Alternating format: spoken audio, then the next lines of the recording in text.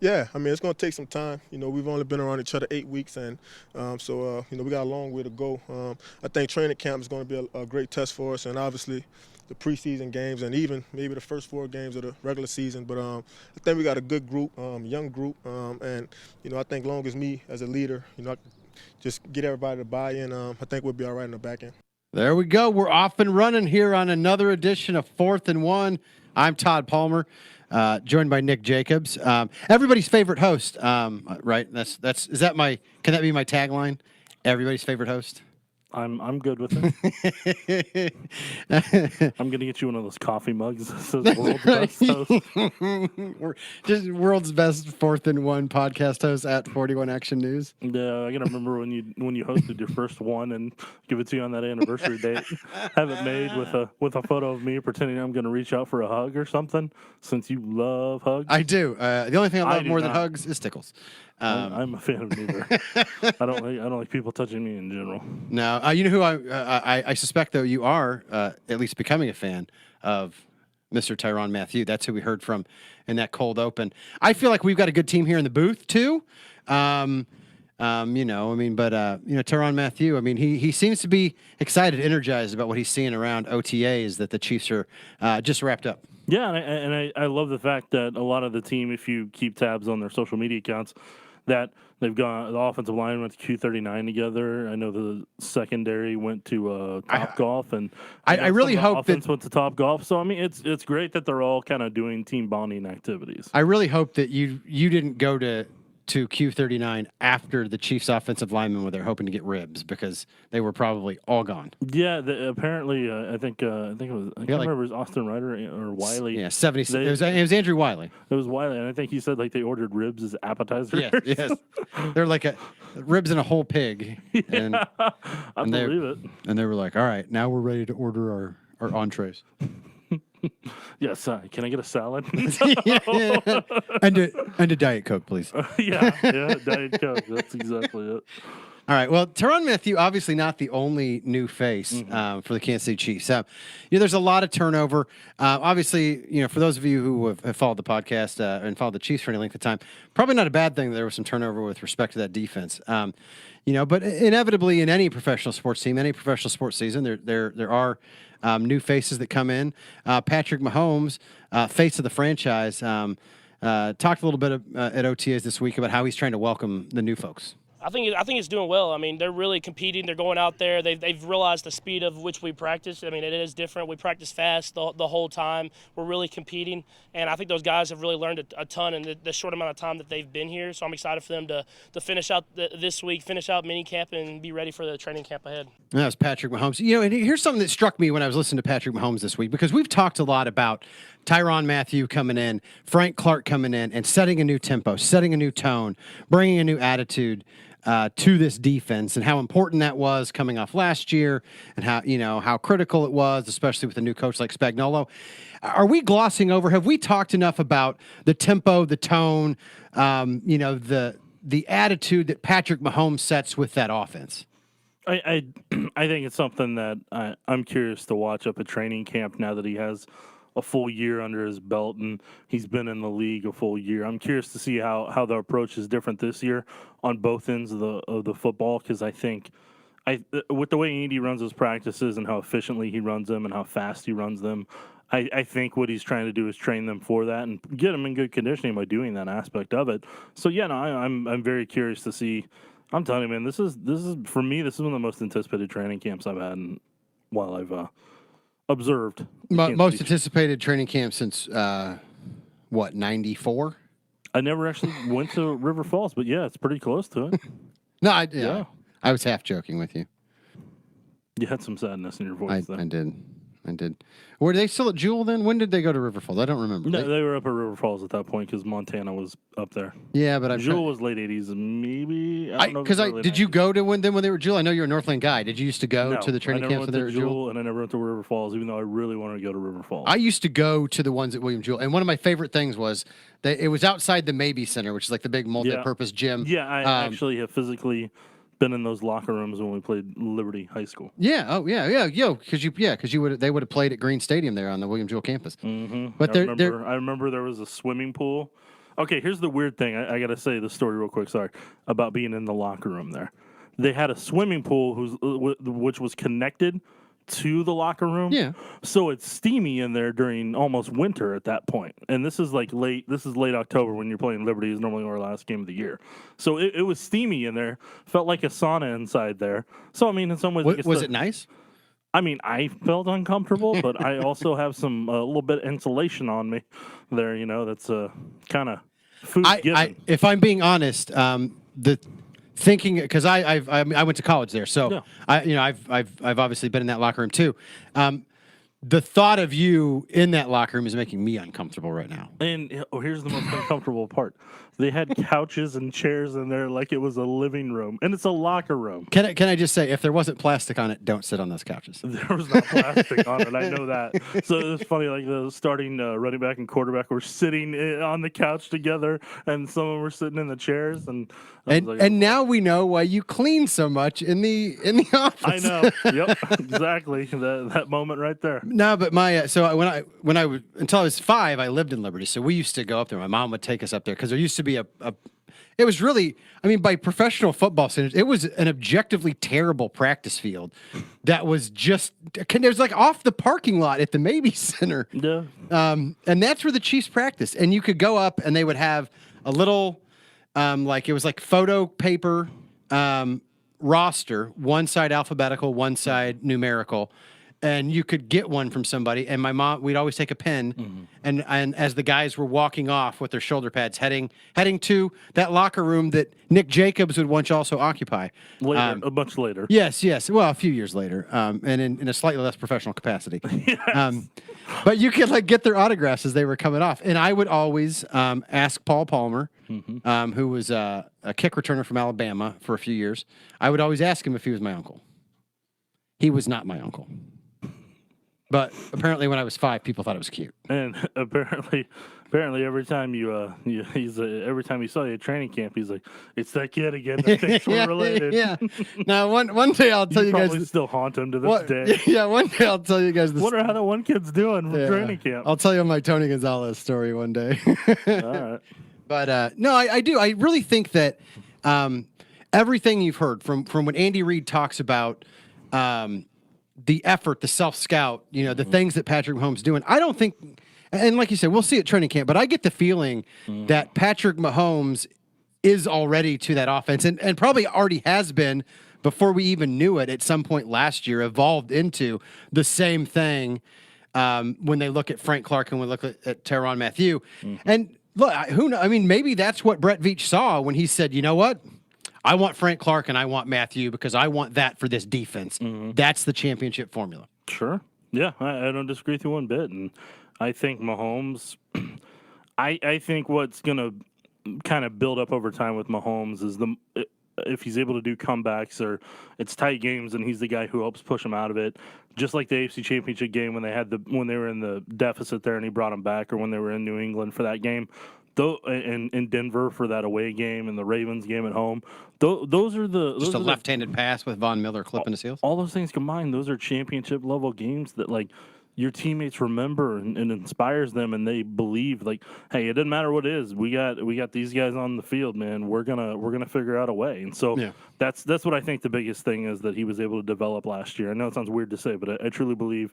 He built that belief. Well, he's the roster around him. He's the MVP. He's got some credibility in that locker room. He'll have even more when he signs that $200 million contract after this season, assuming he stays healthy and everything, and does the things we all expect him to do. One of the new faces that Patrick Mahomes was talking about was, of course, second-round pick Mecole Hardman Jr. A lot of people thought he was Tyreek Hill insurance. And look, I mean, Tyreek's still on the roster. I mean, if you have Tyreek, Sammy Watkins, and then you got this young guy that you can develop, you can give him primarily a special teams role, which he already thrives at Georgia, and let him grow into a receiving role. Oh man, like that, that's a fast wide receiver. That's a lot for any secondary to handle. And here's the formation that you put him in that I think would terrify defenses. And I'm going to wait till you get done with your drink. the bunch formation with all three of them stacked on the same side together. Oh, yeah. You do that. I don't know what secondary and corners what they're going to be able to do when they have to give those guys, two of those guys free releases at full speed. Well, I think if you're a corner and you're lining up, on the middle guy of those three, you're just hoping you're not wearing white pants that day. And then you're like, I think I pulled a hamstring. Yeah, no. You're signaling, no. Cramp. You're like, no, this tape ain't going on me. I ain't losing money over this game. Do we have any Gatorade? Because I just cramped up. Yeah, trainer. All right, so let's hear from Hardman about the offense, Patrick Mahomes, and his progress so far. Coming along, I'm starting to run. Not slowing down. It's different. Coming with his arm. He can get it to you everywhere on the field. So it's kind of not most quarterbacks can do that, and he can do that. So just again, I used to I could be 50, 60 yards down the field, and he still can lead me. So we're definitely trying to get it right. The chemistry right with it. So if I'm hearing him correctly, he thinks Patrick Mahomes is a better quarterback than Jake Fromm. I'm not going to put any words in his mouth. I'm just going to say that he knows he has to be more prepared to keep running his route. All right. Well, no, and that's the big thing. Like, look, he's going to be a work in progress, but he's already grasped that just a couple months into the league. Well, and the thing is, I feel like Patrick Mahomes seems to be such an outgoing guy. Seems to be the kind of guy who will reach out to these young kids because he's still young himself. I mean, we see him at Blues games. We see him when Texas Tech goes to the Final Four, just celebrating like he's still like. It's like he's still in grad school in some ways, right? And he's just living the dream right now. He's the GA assistant for the professor. And he's just, you're just, you go in, you tell him you're there at class, and then you dip out and, still get credit for attending class that day. And Patrick's cool. He's fun. He's hip. He's down. He gets it. Okay. I don't know. Again, I went to William Jewell, so we didn't have fancy things like GAs. We did. It's Central Missouri. Yeah, no, we had small class sizes, and they all knew when I was failing miserably, which I never did. I would never slack off in college or anything like that. Glad to hear it. One guy, look, I mean, we just talked about Tyreek, Sammy, and Mecole, and I mean, obviously, at this point, you still think that's going to be, three of your top weapons. Byron Pringle, though, a guy where he's back, he's healthy, he made a big impression during the preseason. And you're starting to get a little bit of buzz again around him from guys in that locker room, from other players that think that, hey, Byron Pringle could be somebody, could be a good player in this league. So let's hear, though, if the head man is as impressed as other people seem to be. Here's Andy Reid on Byron Pringle. Pringle's doing a nice job. His weight's down. He's a big kid, and so his weight's down. You can tell that he's worked. He's catching the ball great. He's plucking it, hands, not body stuff. We've been real happy with his production. We know he's a tough kid. We saw that last year in camp. We just, again, it's what we can do here in this. But he's worked in with the ones in a rotational fashion there. So it's been good. I mean, that's pretty telling. He's working with the ones. And who doesn't hate that body stuff?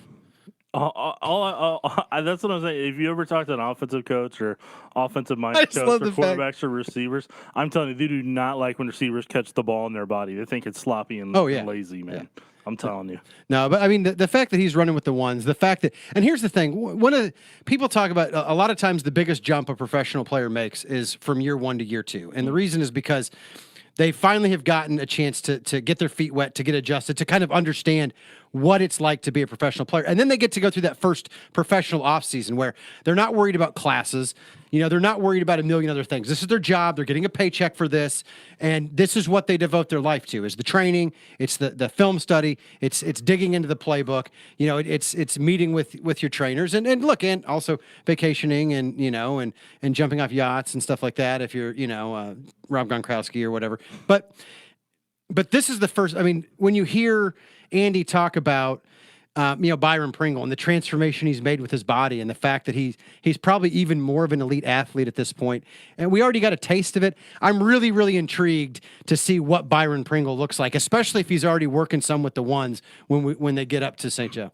I mean, now's the time where you really hope that he's able to, like you said, take that next step. Because whenever I watched him in training camp last year, I mean, he for his size, he did a really good job catching the contested balls, and obviously in that fourth preseason game, he really shined, and he had the deep post route in some of those, and I mean, And granted, that's against a lot of other Yeah, guys yeah, who are yeah, marginal sure. to make a roster, but sure, but I mean, he took advantage of those opportunities. So, I mean, if he can figure out a way to become a 3, 4, or 5 on this roster, I know that doesn't sound like a big deal, but if he can be more productive than D'Anthony or maybe a DeMarcus Robinson or somebody like that was in some regards on the football field, Chris I mean, Conley.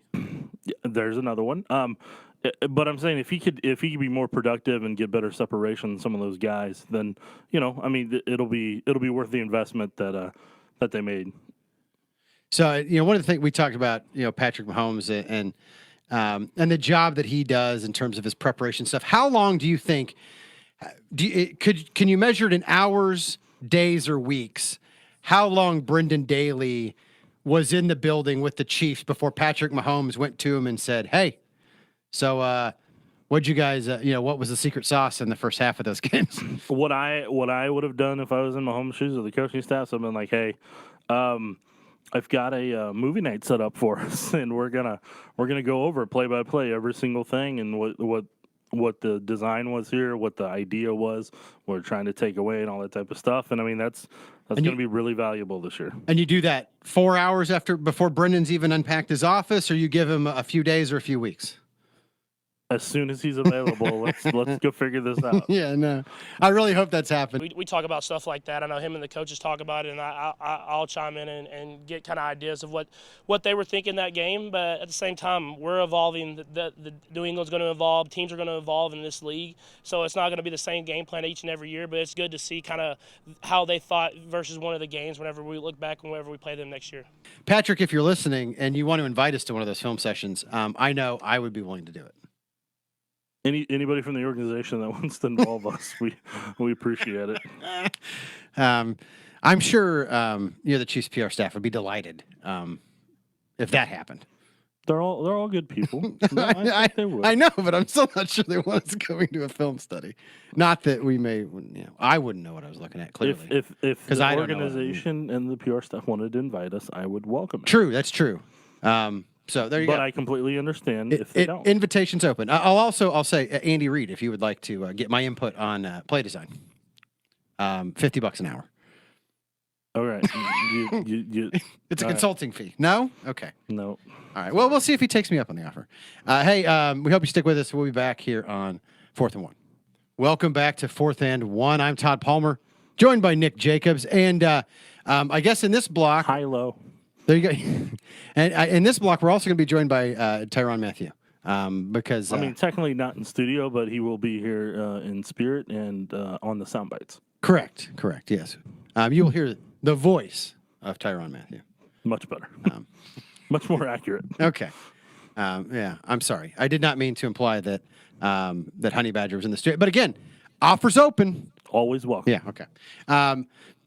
We've talked a lot about the attitude, everything they're trying to bring. Let's hear from Mathieu himself about what he's trying to accomplish in terms of establishing a mentality with this defense. Just really trying to, build a defense with an attitude. I think anytime you can have, 10, 11 guys, with a chip on their shoulder, with an edge, a certain kind of presence, certain kind of attitude, kind of swagger, you could create a collective identity. And I think that's really, what we're trying to do. Definitely not trying to do nothing that, outside of our, characteristics. I think all of us, both of us really, I think we wake up each and every day, and we live that way, just with an attitude and a chip on our shoulder. And, like I said, it could rub off on the guys around you. That's Tyrann Mathieu talking about the mentality he's trying to bring. You're hoping it rubs off, right? Yeah, you want Frank. You honestly want Frank Clark to be the guy who sets a defensive line. You want Mathieu to be the guy who secondary-wise they feed off of. And then linebacker-wise, you're kind of hoping it's somewhere in between, that maybe there's somebody in that group that is able to. Well, bring based that on how much mentality. they're paying him, I think you're hoping it's Anthony Hitchens. You hope that, and I think Matt House, the linebackers coach, will work that out over training camp. So that's something I'll be curious to kind of watch up there. Yeah, I'll be interested to see how Darren Lee works into that mix too. I mean, sometimes I catch myself and I'm like, oh yeah, That's another like great storyline when you look forward to camp is like you know, how's he going to look? How are they going to use him? You know, I mean, he brings so much to the table in terms of his ability and coverage and his athleticism. You know, I mean, you know, it's like, oh, another toy. It should be fun. You know, and obviously, look, they've all got a new boss on that side of the ball, and Steve Spagnuolo. Tyrann Mathieu, Steve Spagnuolo, you know, never really been together before, but you know, I mean, obviously they're you know, they're two of the big centerpiece additions from the offseason. Let's hear what Mathieu thinks so far of Spags and his style. I think first off, you know, I think Spags is a really awesome guy. You know, really outside of being a D coordinator, you don't see too many coaches at this level kind of take their time to be hands-on, one-on-one. You know, they kind of leave it up to you to kind of, you know, figure certain things out, maybe the ins and outs. But you know, he's taking extra time, you know, even before practice, after practice, during practice. You know, he's always trying to put a bug in our ear, help us get to understand not just what we're doing, but the overall scheme of the defense. And, you know, you root for a guy like that, you know, obviously he's been a head coach in this league, a Super Bowl winning D coordinator. And so we know he has the pedigree to kind of take us where we want to go. So, you know, just about us believing in him. And that was Tyrann Mathieu talking about Steve Spagnuolo. And obviously, we'll see at training camp. I mean, there's, you know, Andy talks about, like, yeah, you can only judge so much based on OTAs and stuff like that when, you know, when you don't really have all the gear on and, you know, you're not really doing all the hitting and stuff like that. And obviously, the coaching ramps up a little bit in training camp, too. So we still haven't seen the full Spagnuolo effect. But it's encouraging to hear that he's hands-on. It's encouraging that he's constantly in guys' ears and bringing that energy. Because I don't feel like you saw that, especially the last several years from Bob Sutton. And I know, I believe there's a famous rant, if you go back a few episodes, on you talking about the passion that you didn't see from Bob Sutton in some of those games when the Chiefs defense was failing them, especially late in the season when it was clear that this team was a championship contender. So, I mean, how excited are you to hear Tyrann Mathieu talk about those things and talk about wanting to be coached that way? Well, and what I think Mathieu, what I took away from what he said was that more than anything, players want to. It's weird because whenever kids are younger in high school and college, they want to know that they have a coach that cares about them. And then once you get to the professional level at that point, you want a coach that can make you the best player possible to make the most money possible. And you want a scheme that helps illustrate that and all that thing. So what I kind of heard there was like, hey, this dude's been to a Super Bowl. I mean, he's won it before. This guy knows what he's doing. He's got the ring to prove it, and I want to get one of those rings too. And this is, you know, so I believe in what he's saying, and he's willing to coach us, and that's refreshing. And that's kind of what I took away from that. That I think a lot of players, especially now that it's new and fresh for everybody, are receptive to it. And I think that's kind of what in the grand scheme overall of what this defense is and the step they're going to potentially take is because it's a new motto, new mentality, new teachings. It's fresh. It doesn't feel like Groundhog's Day. It's not monotonous. Monotonous. Yes, exactly. Look at you with your $5 words. I had tried, and it did. I took the L on that one. I took the L on that one real bad. That's all right. That's all right. I'm sure we'll hear about it in the comment section on iTunes. That's fine. They deserve to make fun of me on the Twitter and the social media. I feel like we're going to play that a couple times down the road here. Oh, I got to learn to say that Dynamite word. drop in. So, as you can tell, I'm not going to be on script spelling bee anytime soon. Or pronouncing bee. Yeah, pronouncing bee. Come on down the pronouncing bee. Can you sound out this word? That's a new segment. Ooh. I'm just gonna print off words and be like, Nick, what's that word? Oh, I gotta take a bathroom break. No, but yeah. Overall, I think it. I think there's a lot of just like Mahomes rejuvenated the offense. I think this is rejuvenating a lot of players on defense that have been here in the past. So again, back to my same premise here. Hours, days, or weeks before Spagnuolo broke out that ring and was like, guys, please listen to me. You don't even have to do it that way. You just subtly like act like you're wiping your face or your beard and have it out there like that. That's all you gotta do. You just high five him too hard with it. So please, Steve Spagnuolo, don't break any of the defensive players. Hey guys, we're gonna take a quick break and then we'll be back for Nick Jacobs' favorite game here on 4th and 1. Welcome back to 4th and 1. I'm Todd Palmer, joined by Nick Jacobs. We kind of alluded to it earlier. Stanley Cup playoffs going on, NBA Finals going on, a lot of good things. Royals going to be up in Omaha this week to open up the College World Series, a new tradition they're trying to start. And if Texas Tech, I don't know if Texas Tech has advanced or will advance yet to the College World Series, but if they do, I'm guessing when his mandatory training camp schedule allows. Mandatory minicamp schedule allows. Thursday, so it'll be right about that time. I'm guessing that Patrick will make his way north to Omaha for some of those games. I would too. not blame him one bit. No, I'm just saying. I mean, he will. But let's hear from Patrick Mahomes about the joy that is being rich, young, and famous. It's kind of a thing where I talk to the guys about it, usually Kelsey and guys like that. Sherm was at the game with us, and Cole quit. But it's awesome to me to kind of go to these like high sporting events that I've watched my whole life. More than, I guess you would say, going to concerts and doing stuff like that. I like kind of going to these Stanley Cups. I wish I could have made the NBA Finals, but it's really far away. And then the Final Four. I mean, it's really cool to kind of see these events that I've watched my whole entire life and be there in person to see it. Yeah, I got to be honest, a little jealous. I'm just You're not, because it requires a lot of flying on planes. traveling. Yeah, that's a lot of train tickets right there, sir. That's a lot of Amtrak meals. That's a lot of driving. Hit up Sam Hartle for details on the best routes. I will. We'll figure it out. But yeah, no, I mean, Sam. You see Patrick Mahomes everywhere. Obviously, in the Madden game, they this weekend, no look.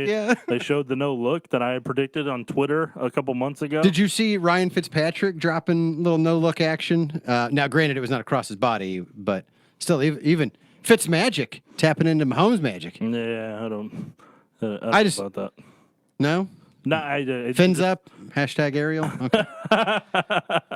Yes, I'm rooting for the Dolphins for Harold Rothfield, one of our reporters. So I'm rooting for the staff at Nick and Jake so they don't get abused. All right, I'm not gonna. That would not happen. Ariel is a very calm Dolphins fan. No, yeah, that's totally the stories I've heard. Calm Dolphins fan. Does such a thing exist anymore? Yes, it does. Okay. And I believe I want to say Taylor Hemness is a Dolphins fan too. I'm pretty sure. He's got the helmet on his desk, So I'm hoping, or he's just got a really good signature from Ryan Tannehill, from Ray Finkel. Wouldn't it be awesome? Laces out, Taylor. Wouldn't it be awesome if somebody got like a Dolphins helmet side with Ray Finkel on it? And people are like, "Oh my God, the Ray Finkel? Yep, the same one." No, yeah, for Mahomes, I mean, doing the big slick thing over the weekend, and being at pretty much every big sporting event possible. And by the way, being the biggest star at Big Slick, I think. I know. That's the craziest thing of all. He's there with Ant-Man, but like everybody probably still recognizes Mahomes. Yeah, even Ant-Man was Paul Rudd, who's from Shawnee Mission South. Shawnee Mission South grad, anyway. I guess you can't really be from Shawnee Mission South, but he said it was the coolest thing he'd ever, the coolest day of his life. And I know for some of our reporters here, the whole Big Slick weekend, coolest weekend of their life. So, hey, if that's what makes you happy, go for it. There you go. All right. Well, hey, I think, do you want to check the tweets or name that chief first? Name the chief. Name it, Todd. Right. Is it my turn this time? You I'm terrible. What? No, let's do. Maybe do it last week. Yeah, but it's less embarrassing for me when I don't get yours if I then get to just immediately run over that fact and go on to mine. All right, fine. Todd, are you ready to name that chief? Probably not, based on my track record. All right, Todd, I took your suggestions last week. What random guy has played for 12 NFL teams and spent 2 seasons, including 2 seasons with the Chiefs? I took your ideas from the suggestion box. Okay. This top 5 pick played 11 years for the Chiefs. That rules out Ryan Sims. He was a 9-time Pro Bowler. He was an AP Defensive Rookie of the Year. He's in the Pro Football Hall of Fame, and he had 126.5 career sacks. Yeah, Derek Thomas. Todd, you actually named that chief. Well, I appreciate you giving me a freebie. Let's see if you do as well with mine, because I didn't give you a clue. I didn't. Well, I did, but you probably my final clue is not as much of a dead giveaway this week. If I had said he wore the number 58, that would have really given it away. That was my last one. If that you probably would have stumped. confused. I would have been like, oh man, I don't know. Lawrence Taylor. All right, here we go. Yeah. This quarterback So I've limited the pool for you substantially here. Ranks second in Chiefs history in career playoff victories, despite never throwing for more than 3,283 yards in a season with the Chiefs. Okay. He ranks 10th in franchise history in passing yards and 12th in passing touchdowns. 2 of his 5 career fourth quarter comebacks in Kansas City came during the playoffs. His 63rd birthday is Tuesday. Nick Jacobs, can you name that Chief? I can eliminate Lynn because Lynn is not going to be 63. And Lynn is the all-time leader in Chiefs playoff victories. Yeah, and you said he has how many of the most playoff? How many? What was the clue on playoff wins? He is second in Chiefs history in career playoff victories, despite never throwing for more than 3,283 yards in a season. In a season in general, or In a season with the Chiefs. oh, the season with the Chiefs. I want to go Joe Montana at that point because it would have been because Joe would be about that age. Lynn obviously was older. Lynn had more playoff wins. I don't think I don't want to say it's Dave Craig, but I know he would have been that era would have been possible. But I'm still going Joe Montana because it wasn't Steve Bono. It was Trent. There's Green. another Steve it could be. Steve DeBerg. It could have been Steve DeBerg too. Yeah, it would be between DeBerg and Montana. I want to say DeBerg had more passing yards. I'm still going Joe Montana, but I would not be surprised if it was Steve DeBerg. The correct answer, Nick. Are you ready? Yeah. Is Joe Montana. But do you like how many quarterbacks I named? Yeah, in the no, playoff I era? do. Trent Green's going to be very disappointed that you thought he could be turning 63 on Tuesday, though. No, I'm going through playoff win aspect because Trent didn't win. Trent didn't win any, no. He didn't in the. Okay, so how many playoff victories did Joe have? I know. Hold on, give me a second here because in Kansas City he won the Steelers, Oilers. Yeah, I'm just talking about. Lost the Bills, and then he lost that Dolphins one that ended his career in terms of Kansas City wise. Yeah. And he's second all time with 2 playoff victories. Yeah, and so Patrick Mahomes is tied. Patrick yeah, Mahomes tied for third. I was gonna say, yeah, Mahomes would be tied at that. Yeah, he's tied for third with Steve DeBerg and with Alex Smith. But then but Montana should only have 2 playoff. He does. Chiefs, and Mahomes has got. Oh, he's got the Colts one. Sorry. Yeah, he's only got 1. Okay, I'm sorry. Yeah, he's only got 1. I'm sorry. I thought he won the Super Bowl last year. Yeah, My apologies. he did enough to win the AFC Championship game, but they did not, in fact, win that game. That's on me. So, yeah. So, I mean, Patrick Mahomes technically tied for third in career playoff victories in Chiefs history. Sorry. All right. All right. I feel bad. All right, hey, okay, just move on. Let's just check the tweets. All right, time to check the tweets. Our first tweet is going to come from Lucas Palmer. Oh, Is this Todd Palmer's burner account? it is. It is. It is 100% my burner account. So hopefully I get this answer correct. It's a blend of Todd's love of Star Wars I never knew he had and his last name. I do like Star Wars. I do. I haven't ever asked you about it though, so I don't know if you love it or not. So Lucas Palmer asked, "How is this team going to obtain another above-average corner before the season begins?" Well, I mean, look, I don't know if you consider Orlando Skandrick above average, but he was a training camp addition last year. There's always guys that get cut for salary cap reasons, different things along the way here. Somebody will come available. But here's the thing. If you're counting on them getting like an elite shutdown corner, that's not happening at this point. I just don't think that's happening. All right. Don Beal asked. Short of a big trade. Yeah. Don Beal asked, "What's the one mulligan you would give the Chiefs this offseason? Draft or free agency?"